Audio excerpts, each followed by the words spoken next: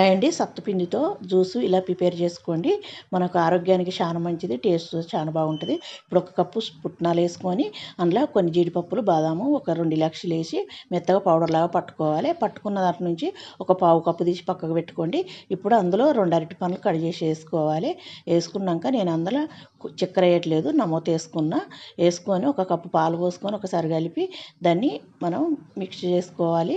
మెత్తగా పట్టుకున్నాక మిక్సింగ్ బౌల్లో వేసుకొని దాంట్లో ఇప్పుడు మనం కొన్ని పాలు పోసుకుందాం. ఇంకా కొద్దిగా చిక్కగా ఉంది కదా అంటే మీరు జ్యూస్ని కొంచెం అడ్జస్ట్ చేసుకొని పాలు పోసుకోవచ్చు.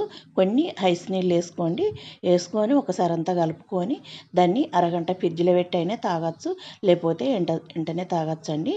ఇప్పుడు కొన్ని ఫ్రెష్ చేసుకున్న ఐస్ క్యూబ్లు వేసుకొని మనం జ్యూస్ గ్లాసుల్లో సర్వ్ చేసుకుంటే టేస్టీ అయిన సత్తుపిండి డ్రింకు జ్యూసు ఇలా చేసుకోండి.